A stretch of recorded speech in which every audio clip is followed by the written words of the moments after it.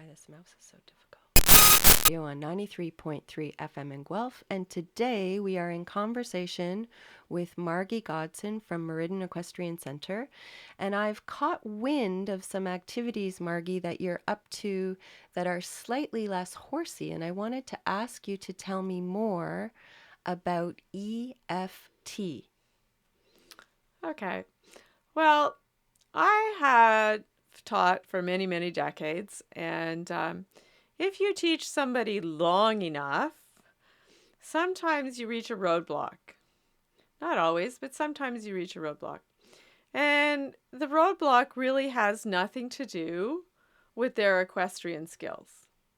It has to do with something that's happened, in their life or their personality or where they're at in their life.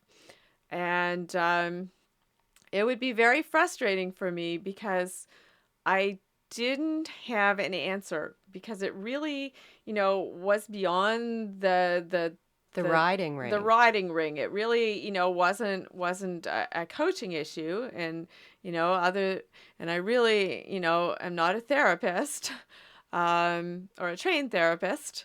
Even though after all these years, I'm quite sure Right, you actually, yeah. I have a lot of experience in that field. Right. I would get to a certain point, particularly with the more advanced students, and not have the answers. And I was on a little bit of a personal quest to find some answers for some health issues of my own, and came across EFT. And have studied it now for a couple of years, and actually become a certified practitioner. EFT stands for Emotional Freedom Techniques. It's an energy modality. It differs from sort of the familiar energy modalities in the aspect that it can also move the energy around and release the energy that you have in your body.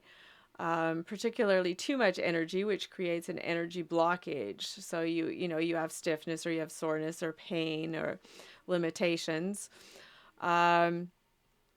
It goes a little bit further in that it addresses an underlying emotional cause that is creating this excess energy in your body. So through EFT, you use your voice and you use the tapping. The tapping does the work because the tapping is touching along the sort of acupuncture points on the meridians, and it moves the energy in the body. And basically, what we try to do with EFT, be it with people or with horses, is we basically use our voice to get through the layers of the conscious mind to the unconscious mind. And the unconscious mind is what keeps the emotional patterns. It stores the traumas. It stores the repetitive negative behaviors. And it stores these someplace in your body. So through the EFT, we can get a doorway into the subconscious mind, and we can actually access the subconscious mind. And if the subconscious mind is made comfortable enough and the person is ready, we can release that negative energy, and we can let go of that repetitive behavior pattern, or that physical manifestation of that excess energy that's been stored sometimes for decades in your body that has become a limiting factor. So that's how EFT differs from other energy modalities, in that you can actually get to the emotional root of the problem. And it's a fabulous, fabulous technique. What's it called again? EFT, Emotional Freedom Technique.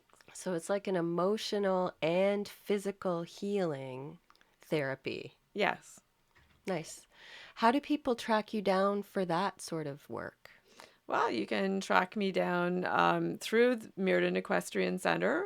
The best way is to send me an email. Okay, which is Margaret, Margaret, period, Meriden, Myrdin, @gmail.com. Or pick up the phone and use the same Same 905. 5-877-6698. Nice. So I can be reached through either venue. How long is a session Um, typically? Typically, the first setup session is usually an hour and a half because you have intake documents and you have to get the case history and get to the problem or what is the perceived problem. And then you have to show the person or teach the person how to tap. Um, and show them the process and then start working with the process. Um, the neat thing about EFT is, after 5 or 6 sessions, the person is familiar enough with the process that they can carry it on and keep this as a life skill. So you don't have to keep coming back to be treated over and over and over again from 2 points. First of all, you're learning to do this for yourself. And second of all, once you've gotten rid of the limiting belief and the stored negative or surplus energy in your body, the issue no longer exists. So So it's you're very healed and you have a tool going word. forward. Yes. So it's a really, really great modality. Um, and the other unique thing about it is that you can surrogate tap. So by taking on the energy of an animal or another human being, you can tap on their energy patterns as well, providing you have their permission and you have become familiar enough with EFT that you're comfortable using the process. And at that point, then, you can tap from a surrogate point of view. I, interestingly enough, actually tap on the horse's actual physical acupuncture points. And then I mix that a little bit with the surrogate tapping and then finish off with the actual tapping on their points again. And I find I get the most positive results with that process. Some people do not actually need to be in the horse's physical or the person's physical presence because you're dealing with their energy and you have access to that energy anywhere in the world. So you don't actually have to be in physical contact with a person or an animal to work on them. So that's surrogate tapping. Neat. Okay, because we're a horse talk radio show, I'm going to zone in on this EFT technique and horses and ask you if there's a specific example you could share with us. Like, what did you notice in a horse and what did you do and how did it turn out? Well, there's one very, very simple example, and it only really required one treatment, and it was a very quick fix. The particular horse was difficult after you got on it. Okay, it would roach up its back, it would hump up, sometimes it would buck, and very erratic behavior, once you first got on it. If you got it through the first minute or two, then it was fine. You could ride it like a normal horse. It wasn't a problem to get on, but there was this space in between getting on and getting going that this horse exhibited this behavior. So I tapped on this horse. And when I tapped on this horse had actually somehow acquired the belief that when you did up the girth, that it had to hold its breath. Okay, so when you did up the girth, prior to getting on it, a mounting block, and then you got on it, okay, it would be fine. And then when it could no longer hold its breath anymore, and the pain would build up because he was pushing with his ribs against the girth as hard as he could because he couldn't hold his breath anymore. And then he would release it, and his way of releasing it was to jump or to buck and then he'd, gasp for breath, and then he'd be fine. So all I had to do was change that belief that he didn't need to hold his breath. You can just hang out. So I basically tapped into him that he would be receptive now to when they did up the girth to actually continue to breathe.